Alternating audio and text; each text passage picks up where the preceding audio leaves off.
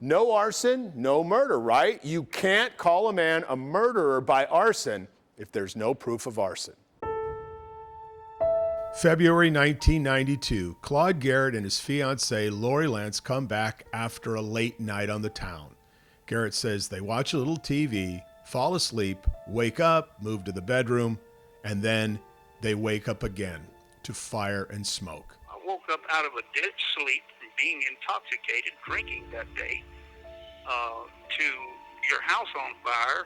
You're running out and immediately your girlfriend's not with you. Garrett survives. Lance is found dead in the laundry room. The ATF and Metro Police say it was murder, that Garrett poured kerosene in the living room and locked Lance in the laundry room. Garrett is convicted of first-degree murder by arson. Since that time, the case against Claude Garrett has literally fallen apart. First, Lori Lance was not locked in the laundry room. It turns out the laundry room door was never locked. There was even a picture of the unlocked door in the case file. Then there is the arson. Kerosene fire started in the living room. The theory was so flawed, 11 world-renowned fire scientists, most on their own time and money, have studied the fire, and they all have come to the same conclusion. All of them. There's no proof. No proof Claude Garrett set this fire. They're not falling so much on the side of Claude Garrett as they're falling on the side of truth. They're falling on the side of technical defensibility. They're falling on the side of reason. Highly regarded fire investigator Stuart Bain initially was hired as an expert. He was so disturbed by the verdict against Garrett, he has worked for free for nearly 20 years to get him out of prison. It seems like every year another expert studies the case. People who are independent of this case and look at this thoroughly, they've all come to the same conclusion, and that is he could not have done this. The 5-member Tetrahedron in South Africa studied the case for an entire year and then bluntly stated, quote, "There is no basis for the finding that the fire was arson." John DeHaan, another world-famous fire investigator, compared the fire injuries, the burn injuries of Claude Garrett and Lori Lance, and came to the conclusion that they both happened at the same time. They were exposed to the same fire event for the same duration, to approximately the same intensity, only had to be in one location at the time. DeHaan wrote, quote, "Injuries to Ms. Lance would not be at all consistent with her having been trapped in a small storeroom."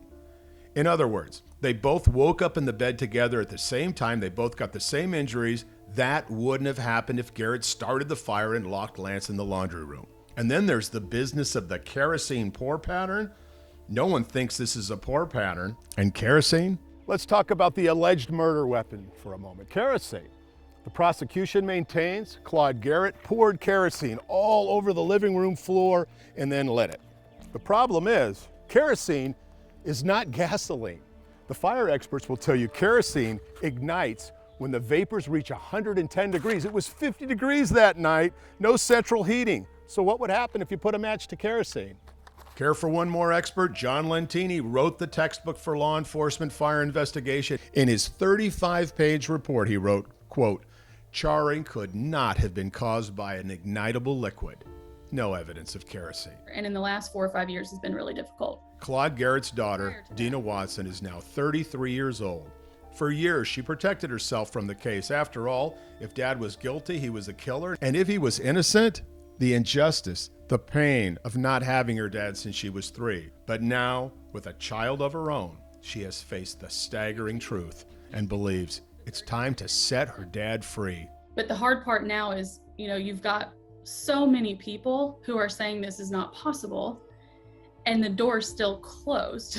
Like, it's that struggle with that's not justice, right? Like, if people are saying there's no scientific way that is possible, the way that we run it today, the part that I struggle with is, then why in the world are we still here? The case is in front of the Davidson County Conviction Review Unit that has already released one man unfairly convicted of murder. At this point, the state has fully lost confidence in the conviction. The CRU says they are close to completing their review. Now 64, Garrett waits, hopeful, because after all, no experts, not one, is on the arson side of this tragedy.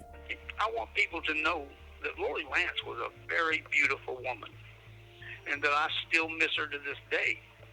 And It haunts me that I couldn't get her out of the house. And I want people to know that I did not start the fire that claimed her life, and that I did not pour kerosene on our floor, and that I did not lock her in the room she was found in. At the end of the day, it was not an arson. It is not an arson. It never has been. It's an accidental fire. The Davidson County Conviction Review Unit cannot comment on an open case, so we don't know how close they are to wrapping up. I'm Dennis Ferrier, Fox 17 News, your Code Red station.